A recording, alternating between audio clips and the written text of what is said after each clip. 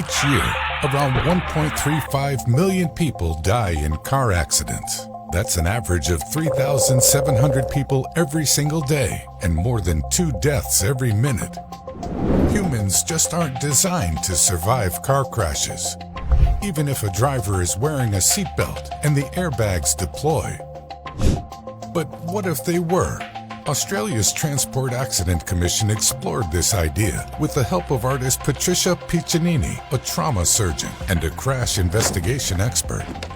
The result was Graham, a life-size sculpture depicting what a human would need to look like to survive a car accident. Let's take a closer look at Graham's anatomy. Brain. The delicate soft tissue of the brain is protected by 3 layers of membrane and then the skull. Still, this isn't enough protection. The sudden impact from a crash can cause the brain to hit the walls of the skull, bruising brain tissue and potentially resulting in traumatic brain injuries or even death. In order to better protect the brain, we would need more cerebrospinal fluid. A bigger skull wouldn't hurt either, which leads us to the skull. Our skulls absorb a lot of force in a car accident. It fractures and shields the brain from an impact, stopping the force from reaching the brain. It takes about 1,100 pounds of pressure to fracture the skull. Still, a larger skull with built-in crumple zones would absorb more impact, much like a helmet does, and protect us fully during a car crash. Face. In a car crash, there's often a lot of debris, including broken glass right at eye level. Our faces can easily be scratched by this shrapnel. Further, since our nose protrudes, it is especially prone to fracture during an accident. If we had flat faces with more fatty tissue on areas like our cheekbones, we could absorb more energy on impact. Neck.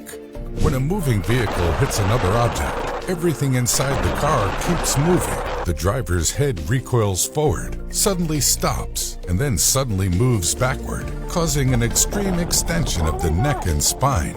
The spinal cord runs through the neck, and if it bends and breaks, humans can become paralyzed or killed. The solution in our evolved human selves? Just remove the neck. Instead, we can replace it with the rib cage. Our ribs are great protectors for our organs. The seatbelts in cars hit at 3 points across the ribs, sternum, and pelvis, spreading the force of a possible crash across the rib cage. While the ribs protect us, we could still benefit from extra padding in a car accident. This comes in the form of airbags. They stop us from flying through the windshield or hitting the steering wheel. Still, ribs are often broken by the force of the airbag, and internal bleeding can occur. Internal airbags placed between each of the ribs would help to absorb the force of a crash and further protect our organs. In addition to a rib cage that extends up to the skull, creating a neck brace-like structure, stronger ribs would also offer better protection in a crash. Skin. Skin injuries in car crashes range from small lacerations to burns. With thicker skin, the human body could avoid the pain associated with road rash. Knees and elbows. Our knees and elbows are only meant to bend in one direction. This can easily lead to a broken joint if the impact of a crash forces the limb the opposite way.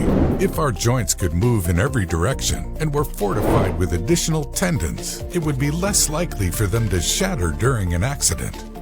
Legs and feet. The best way to evolve our legs and feet so they are protected in a car crash? Hoof-like legs.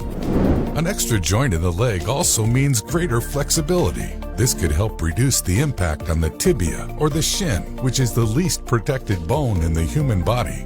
While humans won't evolve to look like Graham to survive accidents, exercises like this can help engineers design new safety equipment for vehicles and pedestrians. Until then, be sure to always wear your seatbelt.